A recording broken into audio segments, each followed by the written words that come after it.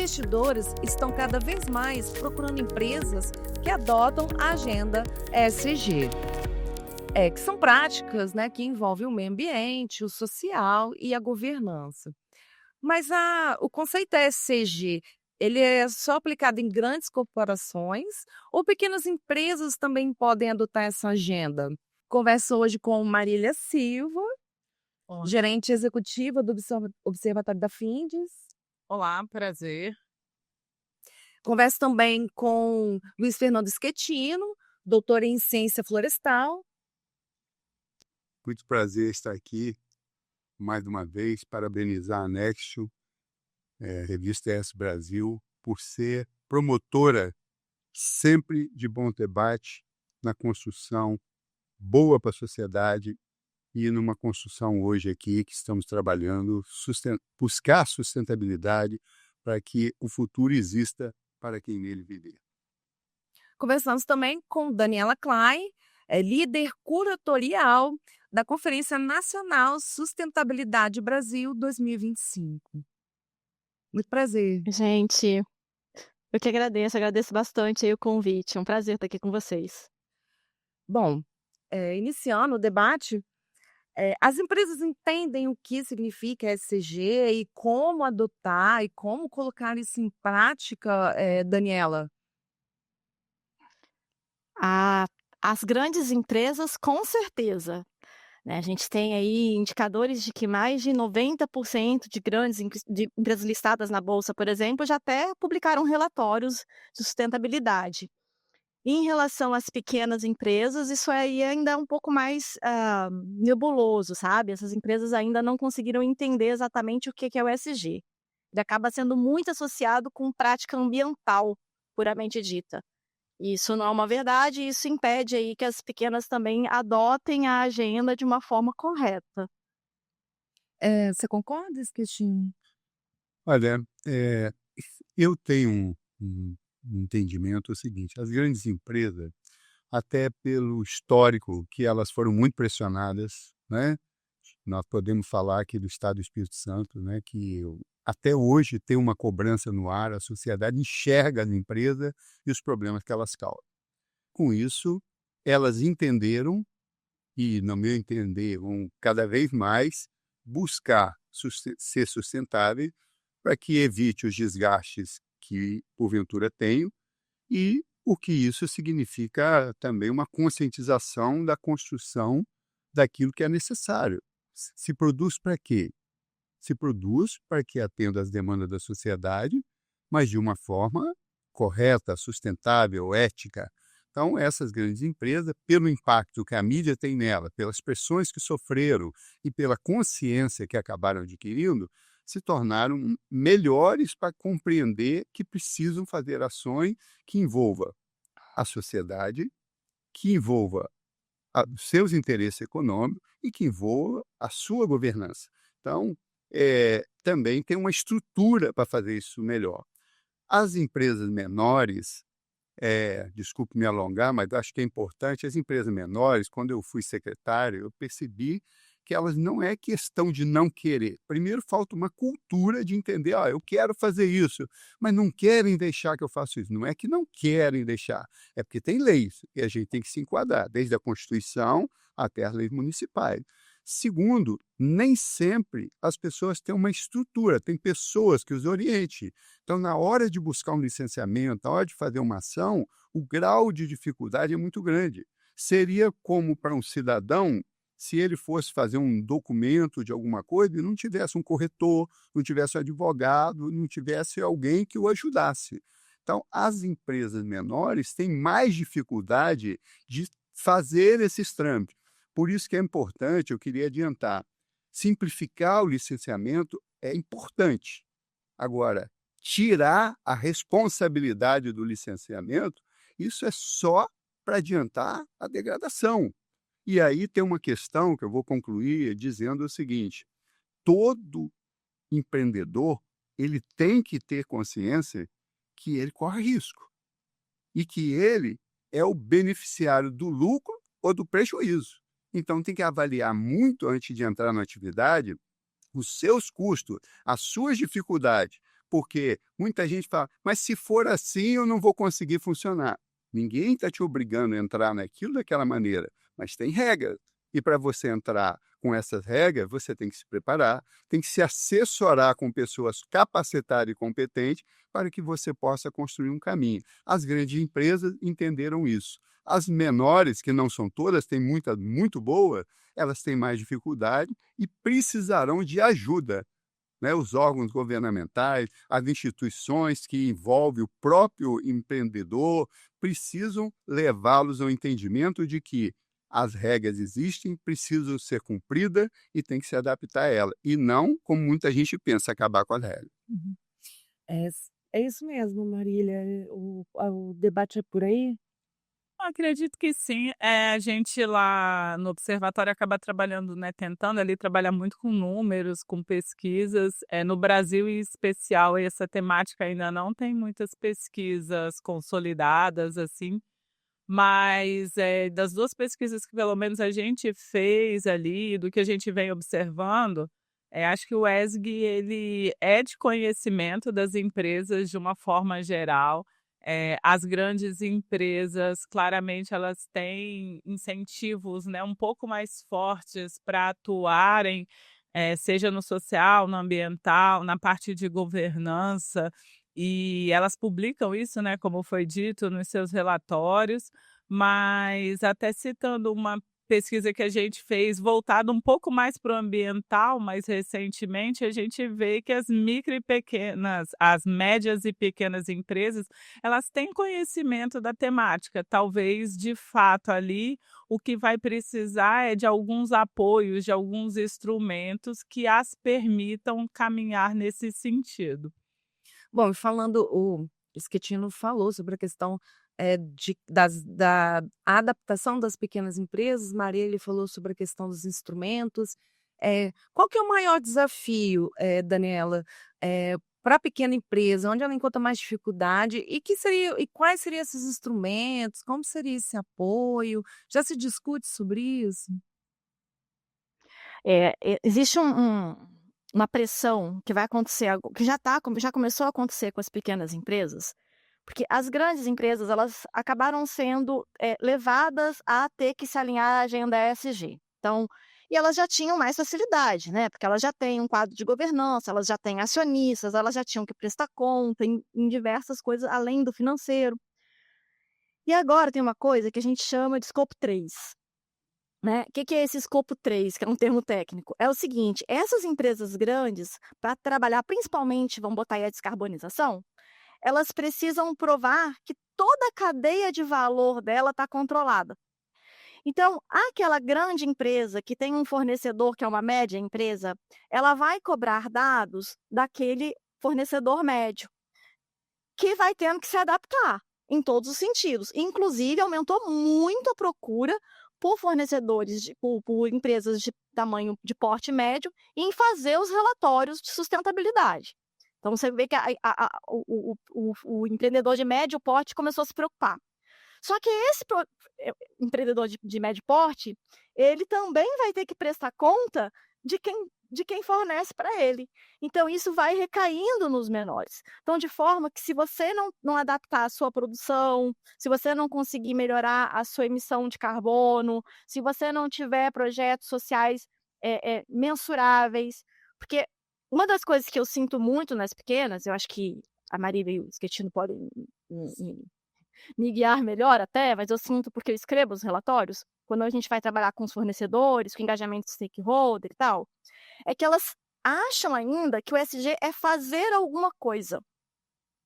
E ESG não é fazer alguma coisa, no sentido de relatar isso. É você ter como medir o que você está fazendo. Então, às vezes, a empresa fala assim, olha, eu fiz um projeto muito legal e eu peguei muitas tampinhas. Quantas? Por quê? O que isso tem a ver?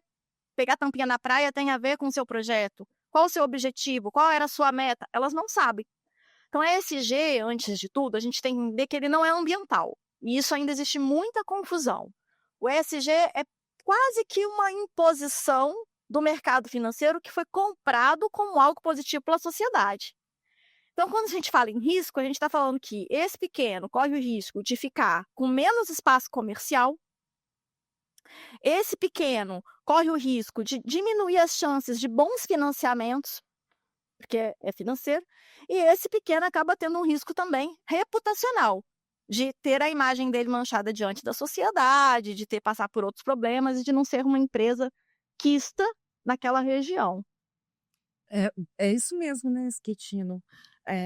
O mercado vem cobrando, né, das pequenas empresas também. E o que a Dani coloca é importante porque não dá para pensar em solução isolada na área ambiental em aspecto algum, nem tecnicamente falando, quando a gente está tratando de alguma ação, né, de cuidar do rio, cuidar da floresta, cuidar da poluição, porque as coisas são interligadas. E não dá para pensar, e nem colocar responsabilidade, como ela colocou bem, só na grande empresa, porque a grande empresa ela trabalha com as médias, com as pequenas, e são importantes para o desenvolvimento, para as regiões, né? E nesse sentido que eu penso que precisa ser feito um grande trabalho de educação ambiental.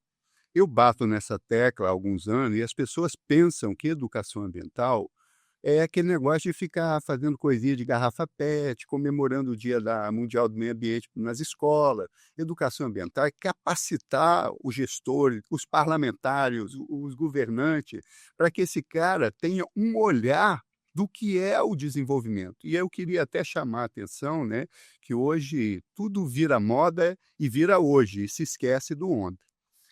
Quem criou a ideia de você trabalhar o econômico, o social e o ambiental, e eu me orgulho muito disso, foi uma pessoa da área florestal, chamado Ben Simon, em 1991, no Peru, que ele começou a ver que se você não tivesse uma preocupação com o ambiente, uma preocupação com a sociedade e com o econômico, você não encontraria um ponto de equilíbrio para as coisas funcionarem. E ao lado disso, o que tem que entrar? Que eu aproveito para depois falar uma questão importante aqui. Tem que entrar as leis, tem que entrar a ética, tem que entrar os investimentos em pesquisa e desenvolvimento, que as grandes empresas fazem, mas ainda não fazem à altura do que precisava percentualmente, e as médias e pequenas fazem quanto? Todo mundo fica esperando o governo anunciar que vai ter investimento na área de ciência e tecnologia. Mas qualquer coisa que se faça, vou dar um exemplo. No setor de rocha ornamental, nós estamos sonhando há quantos anos ter aquele serrador que não gasta água. O governo já gastou muito dinheiro, creio que algumas empresas gastaram. Ele funciona até hoje? Quanto de água nós gastamos para serrar um bloco de rocha? Então precisa ter investimento em ciência, em pesquisa, em desenvolvimento. E eu falei que ia falar, o Brasil hoje, em termos do lucro líquido, se aplica 0, alguma coisa nisso. Eu sei que nós temos imposto demais, está esse debate do IOF, sei que tem um monte de coisa, mas sem investir em pesquisa e desenvolvimento e inovação, você não constrói um caminho sustentável. Então, eu queria colocar esse ingrediente, porque você colocou muito bem, as grandes empresas vão irradiar para as médias, irradiar para as pequenas, alguém vai pagar o pato, mas pior do que pagar o pato é que algumas empresas dessas que não fizeram o dever de casa, como que a grande vai produzir?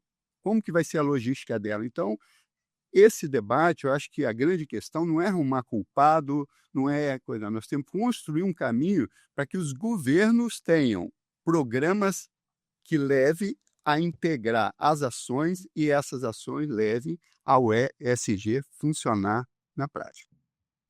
Bom, Marília, já foi falado aqui sobre a questão da aplicação da ciência, tecnologia, até sobre a descarbonização. E sobre descarbonização, o Observatório da Fintes tem uma pesquisa que mostrou que 18% das empresas têm conhecimento avançado, né, sobre o tema de descarbonização, é isso mesmo?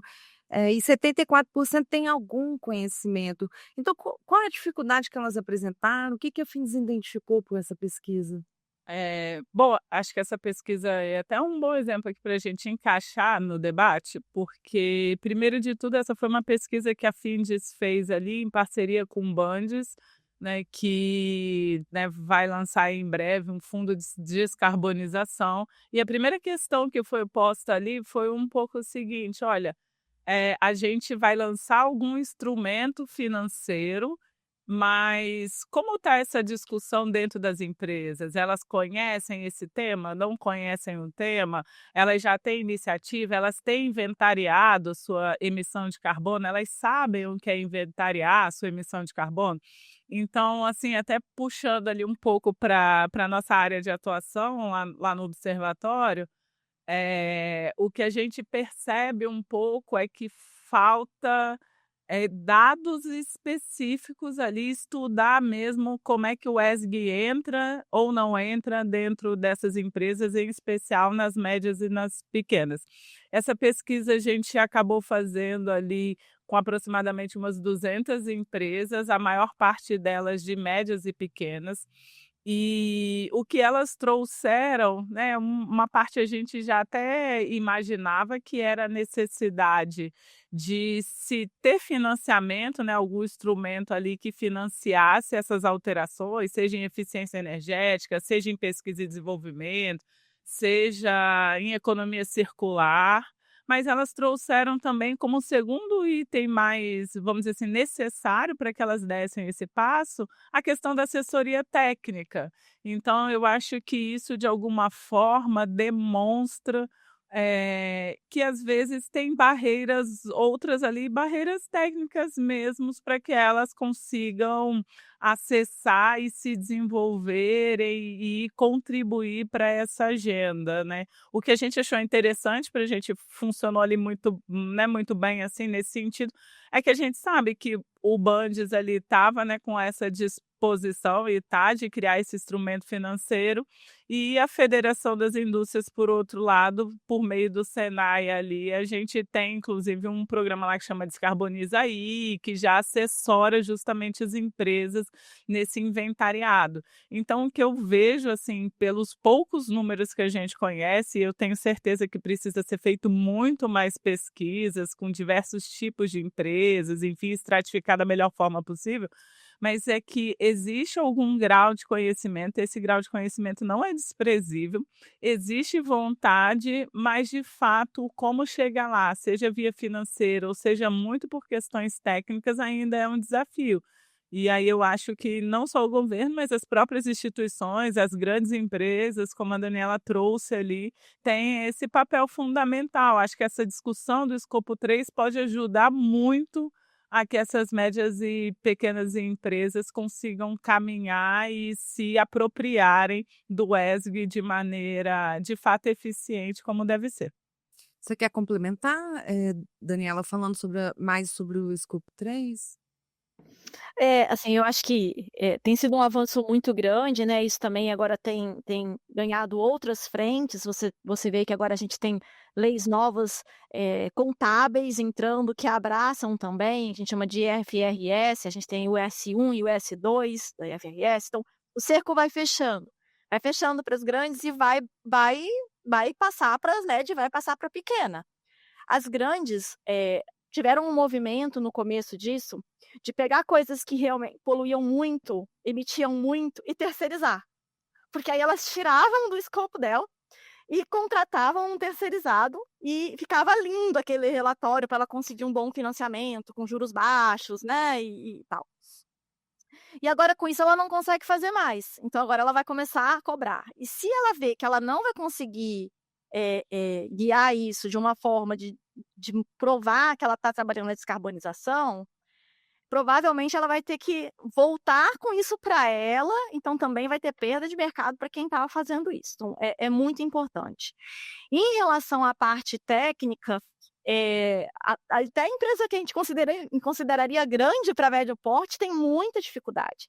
Elas têm dificuldade de estabelecer metas, elas têm dificuldade às vezes até de básico, sabe? De colocar metas sociais dentro da empresa, de entender o alinhamento dela com os ODS, que são os Objetivos de Desenvolvimento Sustentável, de saber como elas podem reportar isso. E um desafio enorme, a gente está falando que é um desafio para as médias e pequenas, mas um desafio que está sendo enorme para as empresas maiores é justamente controlar, pesquisar os aspectos sociais, os aspectos ambientais da cadeia de valor dela, que são os fornecedores e clientes, porque não é só quem está embaixo, sabe? Eles também têm que avaliar para quem eles estão vendendo. Então, isso hoje acho que é um grande debate entre as empresas de maior porte, é um desafio enorme para as empresas de maior porte e vai respingar em todas as outras menores, né.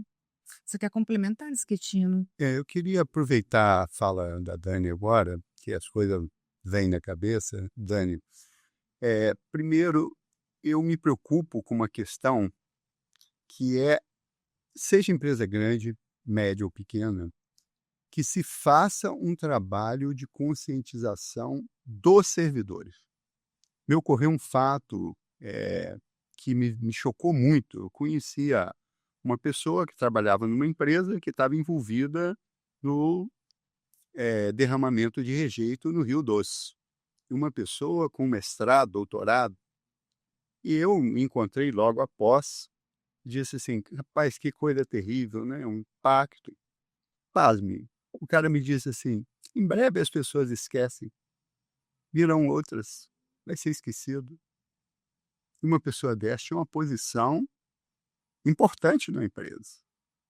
Então, se não construir um pensamento interno de que todos somos responsáveis para construir o futuro, e o futuro não tem como não ter água direito, não tem como não ter solo, floresta, qualidade de vida, não tem como, a gente não vai fazer, né? Uma outra questão que você coloca aí e que eu acho importante é que essas empresas, elas precisam usar uma palavra, e eu falo isso que é pela minha experiência.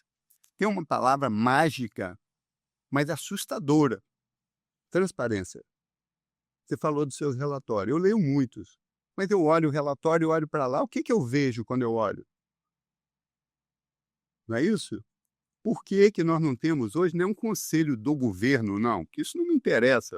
O conselho do governo, já presidi, já participei, aquilo que é uma função importante, mas por que que não se faz conselhos hoje? E eu me disporia gratuitamente, como muita gente, você, todos que estão aqui, olha, vamos investir, eu falei isso para uma empresa aqui, vão investir X trilhões. Falei, monta um grupo de pessoas e a gente acompanha os investimentos.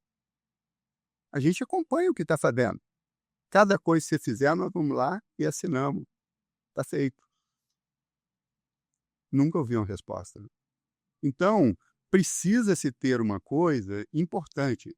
Muitas coisas são feitas, muitas coisas bacanas, inclusive uma outra questão, desculpe me alongar, na questão social, as grandes empresas têm ajudado muito. Mas tem um ponto, até passo para FIND, para pensar isso. As grandes, pequenas, médias empresas têm que ter um compromisso social. Agora, não pode esse compromisso social ser uma maneira de cooptar a sociedade. Esse compromisso social, e aí eu vou dar um exemplo que eu acompanhei pela mídia. Quando houve a tragédia do Rio Doce, tinha muitos municípios que queriam ir lá, que não tinha nada a ver com aquilo, queria que a empresa tratasse o esgoto da sua cidade.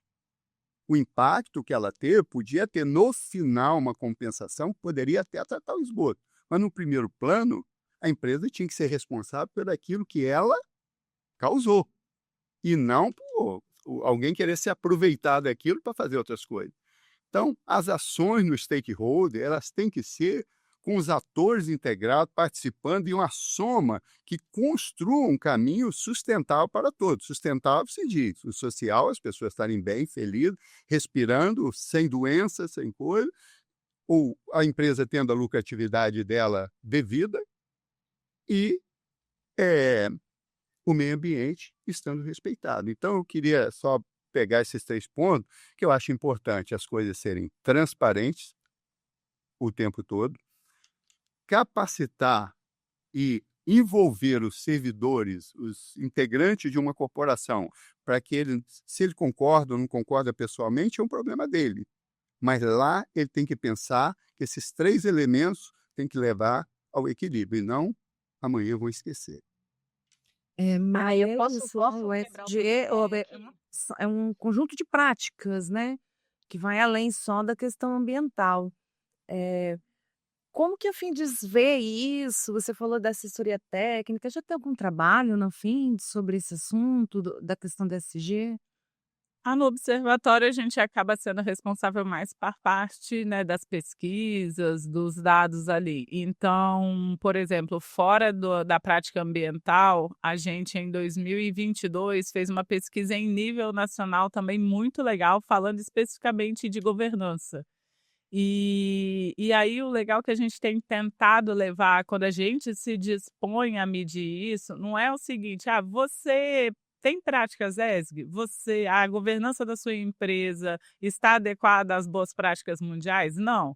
A gente normalmente monta um questionário que vai perguntar o seguinte: "Olha, você reporta os resultados da sua empresa para os seus funcionários? Seus funcionários sabem quais são as metas? Você tem um código de conduta ou alguma coisa que equivalha? A sua área de compliance ou, enfim, que cuide de algo parecido com isso, ela tem um responsável?" Por que, né, que eu digo isso e trago isso? Porque também, às vezes, tem-se um entendimento que você só é ESG, vamos dizer assim, se você tem uma área de compliance, um conselho fiscal, mas às vezes existem boas práticas que essas empresas, aos poucos, elas vão assumindo, vão incorporando, e a gente observa, inclusive, que quando existe um incentivo, seja por meio de lei ou por meio de qualquer, outro instrumento, acaba fazendo com que tenha uma migração. Então, por exemplo, nessa pesquisa que inclusive, né, convida todo mundo dar uma olhada lá nela depois, a gente observa muito claro que as empresas de grande porte, no geral, têm aquelas práticas em maior proporção, as de médio um pouco menor e as de pequeno um pouco menor ainda. Mas, por exemplo, LGPD, que todo mundo é um pouco obrigado, você vê que essa diferença entre as empresas é um pouco diferente. Então, assim, não só existe a lei, como existem muitas frentes e muitas posições e oportunidades ali de se capacitar, de se ajustar a isso. A questão dos conselhos, a gente vê que hoje, mesmo em empresas de menor porte, isso começa a surgir como uma boa prática. Então, assim, o que eu consigo dizer do que a gente vê como, né, centro de inteligência ali da federação, fazendo essas pesquisas, perguntando, entrando nessas empresas, não só nas grandes, como nas médias e nas pequenas, é que sim, elas estão trazendo ali para dentro algumas dessas práticas. Existe ainda, espaço para melhoria e existe uma demanda por essa assessoria mesmo, por saber como montar um conselho, como é que funciona. Tem que pensar que a empresa vai precisar de uma área jurídica para ter um compliance, como é que é uma ouvidoria. Mas às vezes ela não precisa ter uma ouvidoria, ela precisa ter alguém que vai receber, que vai escutar o que seus funcionários estão falando. Então, o que eu vejo que a federação, né, contribui falando diretamente do observatório, é colocando, vamos dizer assim, esses recursos, né, a gente à disposição do setor para entender e para estudar a fundo esse setor, mas vejo também que a federação ali, aí já pensando ela como um hold, tem o Senai muito à disposição e aí acaba, né, versando ali um pouco mais próximo com a questão ambiental mesmo, para dar essa assessoria técnica e especial voltada à descarbonização, né, e também a eficiência, ao fato de você ter vamos dizer assim, uma forma de trabalho mais lean. Então eu acho que a federação tem essas 2 frentes aí de atuação. É bom, Schettino, você já até comentou aqui mais cedo sobre a questão dos investimentos, né, que são necessários e do apoio a principalmente pequenas empresas, né, por meio de programas. Qual que é o cenário hoje? Existem bancos, existem governos que têm dado esse apoio? O que que você vê hoje? Tem muitas coisas sendo feitas, tanto no plano federal, né, o governo federal, nessa gestão, está investindo muito em bioeconomia, né, o ministério do que está com o vice-presidente está, chamando atenção para essa nova realidade que eu queria até aproveitar, Dani, que você depois falou que queria quebrar o protocolo aí, acho que aqui não tem protocolo, aqui tem um Uhum. debate. Eh, o Brasil só tem a ganhar em pensar em sustentabilidade, só tem a ganhar, porque É o único caminho que você tem para o futuro. O primeiro, eu só vou fazer um parágrafo aqui, o primeiro, nós temos que conscientizar as pessoas. Ontem eu tive um privilégio e uma oportunidade, que eu quero deixar o registro aqui, agradecer. Ontem foi aberto a primeira pós-graduação, se não me engano, no Brasil, aqui no Espírito Santo, através da ESESP e do Instituto Jones Santos Neves, sobre cidades sustentáveis. E eu fiz a aula magna ontem lá, para os presentes e pelo YouTube. Então, nós não temos como pensar que as cidades não vão ser sustentáveis. Nós não temos como pensar em não ter empresas sustentáveis. E aí eu só queria falar uma coisa, não sei se é isso que você queria dizer. Quando eu me refiro a relatório, como que os bancos que tinham todos os relatórios, eu lembro do Lehman Brothers lá, quebraram em 2008, 1.000 especialistas, não fizeram as projeções das coisas. Eu já fiz construção e recebi os relatórios do engenheiro, depois no final deu um monte de problema. O relatório era perfeito. Não estou dizendo que é o que você faz, o que outro faz, mas a realidade hoje é que há uma complexidade para você construir um caminho sustentável. Por isso que eu acho que o debate é importante, e aí eu quero responder a sua pergunta. Sem nenhuma questão emocional, o bom exemplo que nós temos hoje, eu acredito, no Brasil e no mundo, é o Estado do Espírito Santo. Você tem aqui uma coisa que poucos lugares têm. Tem um governo que se preocupa com a questão ambiental. Se é perfeito, seus defeitos, todos têm, mas se preocupa e está trabalhando para encontrar um vetor sustentável. Tem as instituições, tem a FINDES, tem um monte de instituições aí, o parlamento, que estão afinados. E aqui nós temos uma coisa fantástica, todos nós aqui, com exceção ou outra, podemos pegar o telefone, ligar para um secretário, ligar para o presidente do banco, do desenvolvimento, para a presidência do órgão, né, o que for, e você consegue falar. E aí para fora, como que você vê? Uma bateção de cabeça, um procurando para cá. Então, eu penso que hoje nós temos condições, e aí eu quero fazer outra sugestão para a FINDE, não sei se eles conhecem. Eu fui coordenador dos institutos de pesquisas em Brasília, os grandes institutos do Brasil. Entre eles, tem um instituto maravilhoso onde foi gestada a Petrobras, pouca gente sabe. Chama INT, Instituto Nacional de Tecnologia, fica no Rio de Janeiro, maravilhoso. E eles têm trabalho de extensão tecnológica. Eles pegaram a época, né, que a gente trabalhou isso, fizemos uma extensão sobre rochas ornamentais no estado do Rio de Janeiro, fizemos na região de Cachoeiro, e lá dá uma atenção às empresas, ver o que está precisando, o que pode avançar, melhorar para que a tecnologia funcione, que leve à sustentabilidade. Então, eu acho que nós temos que construir isso. E aí eu queria concluir aqui falando o seguinte: eu sonho com uma questão que nós temos que fazer isso. Nós temos que criar uma estrutura, nós temos institutos Jones que já faz muitas e boas coisas, mas nós temos que criar uma estrutura de pesquisa estadual robusta, onde integre todas as ações. O professor do IFES, da UF, da faculdade particular, tem que ter um norte, porque eu fui professor 30 anos e sempre vi um colega, eu vou pesquisar sobre isso, eu falei, faz parte de qual programa do Estado, do governo federal, tem que ter um norte nessas 3 letrinhas, né? Ambiental, social e econômico. E esse norte vai levar aos investimentos, vai levar à proteção da natureza e vai levar a ter um desenvolvimento sustentado. Porque as pessoas falam que o desenvolvimento é sustentável, mas o desenvolvimento econômico pode ser sustentado, tem que se sustentar. Porque quando a gente fala em sustentável, temos que envolver o econômico, social e o ambiental. É por aí, Daniela? Você quer complementar ou até colocar um novo ponto de vista? Assim, o Schettino falou sobre a questão da transparência, eu acho ela essencial, e falou também a questão dos servidores. Será que é quebrar o protocolo, né? Porque hoje, a minha experiência, a minha percepção é que é mais difícil você passar numa auditoria ESG do que você conseguir um licenciamento ambiental.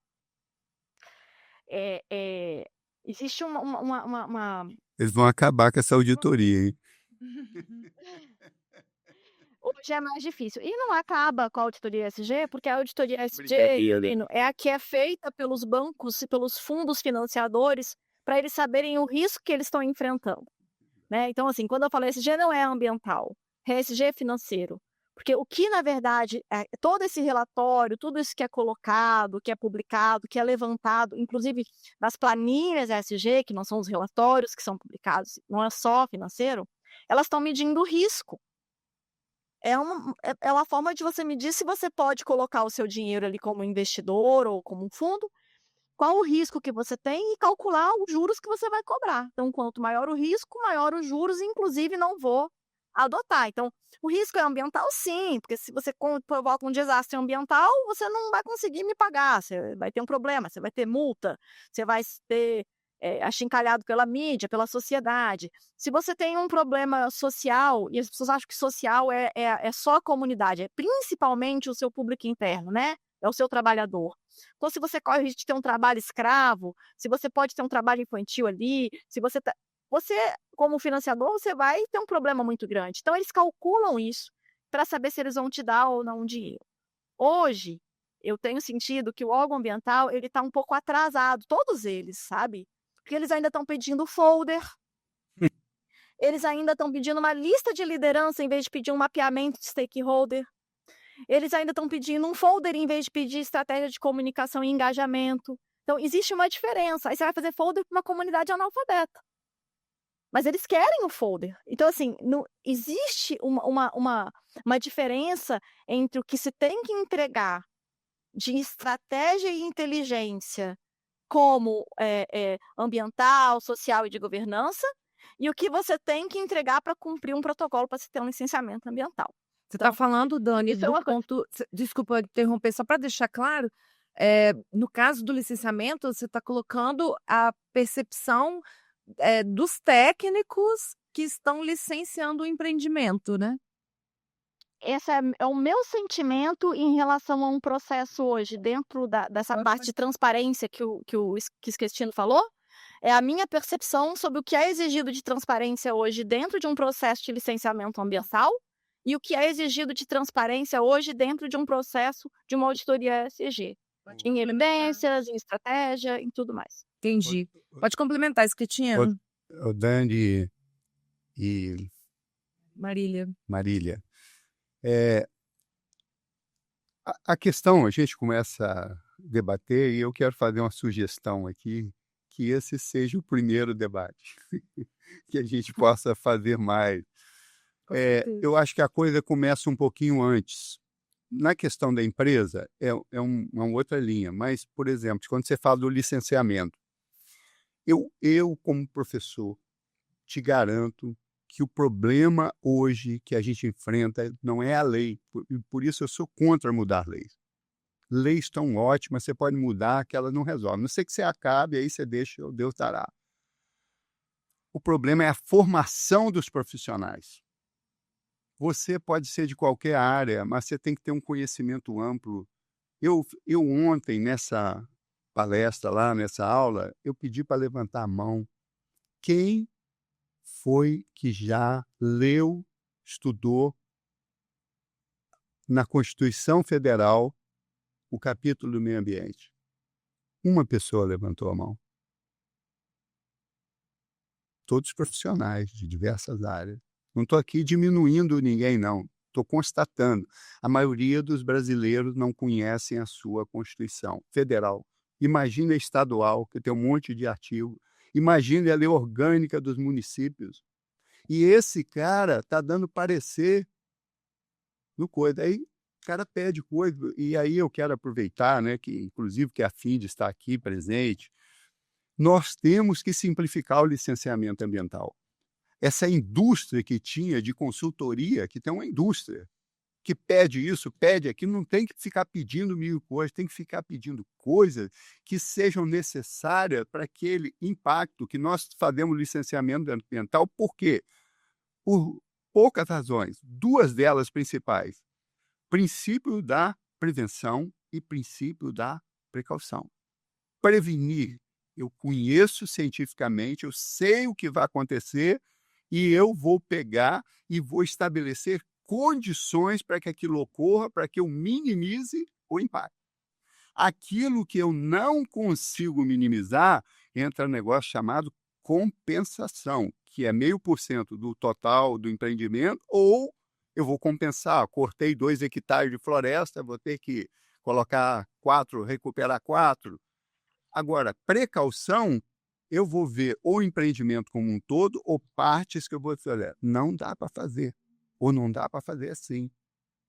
Agora, fica a empresa obrigada a entregar isso, entregar aquilo, uma gastança. Aí depois chega, quem que analisa? Quem que dá a resposta? Que resultado deu aquilo? E aí eu quero deixar aqui também uma outra proposta que eu sonho. Nós transformarmos grande parte das questões que hoje pede 1.001 condicionantes em um fundo para aplicar em ações ambientais, em recuperações de área degradada e em pesquisa e desenvolvimento. Pensa, 5.000 empresas, colocar 1.000zinho por ano, que para a empresa talvez não seja nada, você faz 5 milhões, não é isso? Com 5 milhões, tendo bons projetos, boas coisas, quantas coisas você vai fazer? Mas tem que ter um norte. Não pode ser cada um inventar uma pesquisa, uma coisa, para ganhar uma bolsinha para fazer isso. Então, não é isso. Então, a minha avaliação é essa. Eu acho que a gente está num bom momento para que a gente possa aproveitar que, apesar de que parece que estamos no fim do mundo, que a gente possa direcionar o carro na direção certa. E quero reafirmar, aproveitando o exemplo do Espírito Santo. O Espírito Santo, no meu entender, conseguiu unir as pessoas, pensar no meio ambiente e o desenvolvimento está bombando. Bom, eu vou passar para a Marília e depois eu volto com você, tá, Dani? Porque foi citada aqui a questão da formação, né, do profissional. No observatório tem alguma pesquisa ou chega, né, algum pedido para vocês de análise sobre essa questão? Olha, talvez dos pedidos que mais cheguem ali pra gente sejam esses voltados à formação mesmo de profissional, até porque além da gente ser, né, um centro, né, um instituto, enfim, que acaba estudando essas questões, a gente está dentro da Casa da Indústria, que tem ali dentro o Senai de novo, que é um centro formador de profissional. Então, de fato, chega bastante. Hoje a gente tem algumas bases de dados que dá para tentar olhar ali, conhecer um pouco, são, né, as que são fornecidas pelo Ministério do Trabalho. E aí, para fugir disso ou tentar chegar no nível da discussão que está posto aqui, aí de fato é mais o que a gente chama de pesquisa primária, indo atrás, conversando, né, com os industriais, e o observatório acaba auxiliando sempre que possível isso. Voltado especificamente para a questão, né, ESG, seja em qualquer uma das frentes, a gente não tem nenhuma pesquisa já finalizada, mas a gente tem algumas conversas interessantes e essas 2 pesquisas que a gente fez, tanto a de descarbonização quanto a de governança, elas nos revelaram ali, elas nos mostram que as empresas elas têm disposição de passar essas informações, de conversar sobre os assuntos ali, para que instituições, né, como foi dito aqui, possam estudar mesmo de fato e juntos encontrar esse caminho mesmo ali. Então eu acho que tem muita oportunidade mesmo na mesa. A questão é que isso, às vezes, né, quando a gente está falando de pesquisa primária, né, o trabalho da pesquisa ele é custoso, então existe também esse desafio do custo de se pesquisar algo, mas sem sombra de dúvida esse tema é recorrente lá dentro e a gente entende e vê ali o Senai como um dos agentes no estado que tem grande importância e grande participação na formação dessa mão de obra, inclusive trazendo para sua formação esses desafios mais ligados ao social, ambiental e de governança. Bom, Dani, você quer complementar aquilo que você vinha falando sobre a questão, eh, do mais difícil hoje, você apresentar um relatório ESG e aprovado que, obter o licenciamento? ESG é um processo, né, então assim, ele não é uma certificação, ele não é alguém que está acontecendo isso muito com as pequenas empresas também, de chegar lá uma suposta consultoria e dar a ela o selo ESG, isso não existe, isso tem que ficar muito claro, tá. ESG é processo. E, em geral, todo ano você precisa, medir o quanto você está alinhado com aquela agenda, o que que vo e fazer uma meia-culpa, onde eu posso melhorar, aonde eu avancei, fazer uma análise de que você onde você avançou. Eh eh, Quando eu falo que é mais difícil um processo desse jeito que o de licenciamento, estou falando em termos de transparência. Quando você vai apresentar para você conseguir um financiamento, para o banco analisar o risco dele, você tem que apresentar estratégia, inteligência, você tem que mostrar que o risco do banco para te emprestar um dinheiro, ele é pequeno ou nulo. Então a empresa ela trabalha evidência, ela trabalha dados, ela trabalha tudo aqui. Quando você vai apresentar hoje para um órgão ambiental, você não precisa provar que o seu risco social e ambiental é pequeno ou nulo, sabe. Então assim, não na mesma força de evidência, né. Então é usado muito dado antigo, em vez de ser feito pesquisa nova com a sociedade. Você, na parte de transparência, de engajamento social, né, que é quando você engaja a sociedade, quando você conversa com o público, o programa de comunicação social e educação ambiental, né, educação e comunicação social, ele parece que foi feito em 1900, né, é isso que eu estou falando. Você pode falar num programa que você vai fazer 1000 folders e distribuir. Você não pode fazer isso dentro de um relatório, de uma auditoria ESG. Eles vão perguntar: quem é aquela comunidade? Qual o nível de instrução daquela comunidade? Como você quer distribuir aquilo? Qual o impacto daquele papel naquela comunidade? Mas para o órgão ambiental não, você fala: "Eu vou distribuir meu folder", e ele fala: "Que legal, então você vai avisar a comunidade que você vai construir". Então o que eu estou dizendo é em termos de, inteligência, estratégia, de engajamento num sentido mais moderno, isso estou falando do termo de comunicação, tá gente, que é a minha área. Isso é muito defasado dentro dos órgãos ambientais. Até porque, em geral, eu acredito que as pessoas que fazem esse licenciamento não são da área de educação e comunicação ambiental, então para elas isso é como se isso fosse algo intuitivo, e não é, tem muito estudo, muita coisa, enquanto a auditoria ESG isso é quase que primário. A importância da transparência e do engajamento de stakeholder. Bom, finalizando, eh, o debate, então, se as pequenas empresas não se adaptarem, não procurarem correr atrás, elas podem ficar para trás, né, nessa questão da avaliação do mercado, que está valorizando bastante a agenda ESG. Eh, então assim,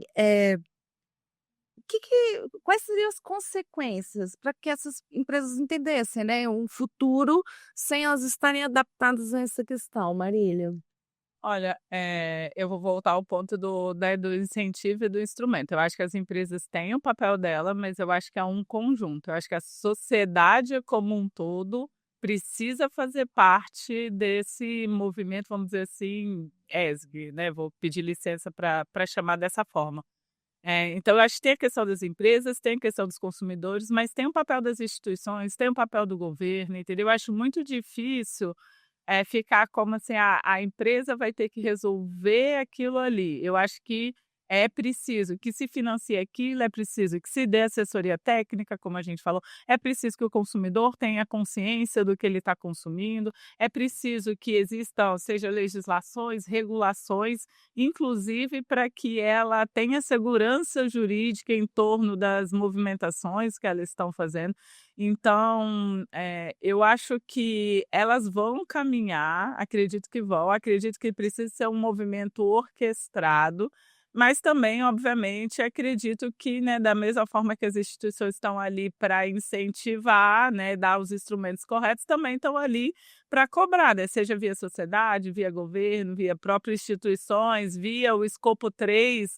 Então, se as grandes empresas já caminharam tanto, elas podem também, né, como a Daniela falou, puxar as empresas de médio e pequeno porte, assim. Então, na minha opinião, caminhar, né, nesse sentido do ESG é de fato um movimento coletivo e que vai exigir de todas as instituições, vai exigir da gente que faz pesquisa, vai exigir do Instituto Jones, vai exigir com que seja uma escolha da sociedade. E aí eu acho que existe um caminho que é possível. É isso que eu tinha, né, qual é o risco das pequenas empresas se elas não se adaptarem à agenda ESG? Olha, eu acho que não há risco, no meu entender, para a empresa. Eu acho que é triste se você não fizer o dever de casa, mas eu queria, reafirmar aqui, eu não vejo como, principalmente as pequenas empresas, você dizer que a pessoa não quer fazer alguma coisa ou que ela faz daquilo intencionalmente. O que eu vejo é que há uma cultura na sociedade, e isso, né, eu fui 2 vezes secretário de Estado e de meio ambiente e acompanhei isso. Tipo assim, o meio ambiente me atrapalha, pô, não é que te atrapalha, é que você, em dado momento, não sabe como lidar com aquilo. Então, a simplificação, as facilitações dentro do possível para que as coisas ocorram, precisam ter, mas se digamos, vou voltar aqui à construção de uma casa. Você vai fazer uma casa, o que que você tem que fazer primeiro para fazer uma casa? Fazer um projeto, certo? Para saber quanto vai custar. Depois que você fez o projeto arquitetônico, você tem que fazer o cálculo estrutural, você tem que fazer o cálculo elétrico, você tem que fazer o hito sanitário, você vai ter que contratar uma empresa, ou um pedreiro, ou um coisa, você tem que ter um plano. E, antes de tudo, você tem que ter o dinheiro. E, antes de tudo, você tem que ter a terra para fazer. Agora, você faz em qualquer lugar? Não. Você tem que saber, vai construir na cidade, tem regras, tem que pedir autorização. Se for uma acima de tanto, tem que pagar INSS das pessoas. Se for de cor, isso tem regra. Alguém começa a construir, certo, faz tudo, tem um custo. Alguém quer fazer de qualquer maneira, aí vai lá e embargado. O cara tem que ter um engenheiro responsável, tem que ter a placa do CREA lá. Não é isso? Tem que pagar RT. Então, você vai entrar numa atividade, esse que eu acho que é o papel que precisa ser incentivado. Você quer montar uma padaria? O que que precisa para ter uma padaria? Isso, isso. E a questão ambiental. Você vai montar um posto de gasolina? Isso, e a questão ambiental. Aí você vai fazer uma avaliação. Aí o sujeito começa a construir, não faz. Eu estou falando que já ocorreu comigo. Aí o cara vai lá com um político, com alguém, ó, tem que dar licença para esse cara, que ele vai dar 18 empregos, começou ontem e já gastou tanto. Peraí, mas quem é que mandou ele começar a construir isso ontem, fazer acontecer? Ele tinha que ter vindo aqui antes de começar. Eu estou falando isso porque esse é um dos problemas. No final, coloque-se a culpa na área ambiental. Primeiro tem que fazer o projeto, saber o custo hidráulico, elétrico, para você começar. Você não pode começar a casa, depois ir lá na prefeitura e perguntar o que que fazer. E eu vou falar uma coisa aqui, simples, que elucida isso. Em torno da Pedra Azul, tem um monte de obra que não consegue ligar a luz nos prédios, nas casas. As pessoas construíram no local em zona de amortecimento, não que eu acho que está certo, está errado, mas tem uma zona, e hoje o cara não consegue botar energia na casa. Não teria que, antes de começar a construir desse ali, poderia ter a cada energia, no coisa? Aí vamos entrar em outra seara. Tem um problema social, tem uma série de coisas. Mas eu queria deixar aqui como uma mensagem o seguinte: eu acho que nós estamos num momento que a gente pode fazer muitas coisas. Eu vejo, curiosamente, esse caos que aparentemente está, essa confusão, que o mundo está confuso. Mas eu vejo que a gente pode fazer muitas coisas. Mas tem 2 coisas que, no meu entender, a gente precisa debater. Primeiro, hoje, há uma questão terrível. Se você pensa diferente, você é excluído. Você não é chamado para participar. E todos, pensando assim ou assado, têm um papel a cumprir. Então, nessa construção aí, é preciso ouvir todo mundo. Depois tentar consensar o meio, a maioria, mas todos têm que ter o direito de falar. E a outra questão é que nem sempre a gente tem razão. Eu posso estar falando aqui, eu posso não ter razão em muitas coisas que eu estou falando. Então, se a gente partir do momento em que eu tenho razão de tudo, que eu sou a verdade, não precisa ter debate, não precisa ter nada, porque a verdade sobrepõe a tudo. É bom, Dani, e na sua opinião, né, as pequenas empresas não se adaptaram ao ESG, à agenda ESG, quais seriam haveria consequências? Quais seria? Como seria isso, o futuro dessa empresa, né? Eu acho que é muito uma questão de competitividade. Eu acho que, primeira coisa, tem que entender que investir no ESG, investir na agenda ESG, no processo de ESG, não é custo. Nesse caso, é investimento, tá? Porque é o que eu falei, se o mercado financeiro está tão interessado nisso, é porque isso ajuda a controlar risco. Então, olha que bom para você mesmo se você tem um negócio e você consegue enxergar os seus riscos. Você consegue minimizar os seus riscos, você consegue precaver riscos, você consegue mensurar o que você precisa de ter ali na poupança se o risco acontecer. Então, você fica preparado para ser resiliente àquele risco, para sobreviver àquele risco, em diversos aspectos. Então, é muita confusão achar que ESG é você ir catar tampinha na praia ou plantar árvore na pracinha. Não é isso, tá? ESG é você entender os seus riscos. E aí você se prepara para aqueles riscos. Então, na parte de governança, que é como você administra o seu negócio, né? Se você está com todas as licenças, se você podia estar ali, se você não está, que multa que você pode tomar, se você pode ter a porta fechada, se você está com o seu trabalhador registrado direitinho, se há um contrato de MEI, se você está seguindo a regra do MEI para você ter aquele fornecedor de MEI. Por quê? Para você não ser levado à justiça do trabalho, para você não ter que sua porta fechada, mas não ter um dinheiro que sai. Então, é você conhecer a sua empresa e você analisar os riscos. Isso é investimento. Então, acho que o primeiro passo é você entender o que é o ESG. E hoje tem muita coisa de graça, muito curso, muito YouTube. Se a pessoa se dedicar, ela consegue entender. E aí, passar para fazer essa autoanálise e ver o que você está adequado e não, ou não. E aí, se você não fizer isso, qual que é o seu risco? Não saber qual é o seu risco. E perder espaço para aqueles que se antenaram nisso, perceberam que isso era um bom caminho, não é um caminho ecológico, é um caminho de sobrevivência, que inclui todas essas questões, e os que fizeram vão conseguir sobreviver melhor do que você vai sair do mercado, vai perder suas coisas no futuro próximo. Quem conseguiu investir, perceber, dar atenção para isso e se organizar, que muitas vezes com investimento muito pequeno ou adequado aquilo ali, vai ter um espaço melhor no mercado. Bom, queria agradecer a presença de Marília Silva, né, gerente executiva do Observatório Fins. Muito obrigada pela presença. Obrigada, gente. Foi um prazer participar aqui. Queria agradecer também a presença de Luiz Fernando Schettino, doutor em Ciências Florestais. Muito obrigada, Schettino, pela presença. Eu que agradeço, espero ter contribuído e faço a sugestão de continuar esse debate. Claro. Queria agradecer também a presença de Daniela Klein, diretora técnica do Sustentabilidade Brasil. Muito obrigada. Muito obrigada. Muito obrigada a todos vocês da ES Brasil. É um prazer e pela oportunidade de ter participado online. Eu sei que foi uma exceção. Agradeço de coração. Adorei estar aqui com vocês. Bom, para você que está nos acompanhando e quer saber mais sobre esse e outros assuntos, acesse esbrasil.com.br, nos siga nas redes sociais e até a próxima.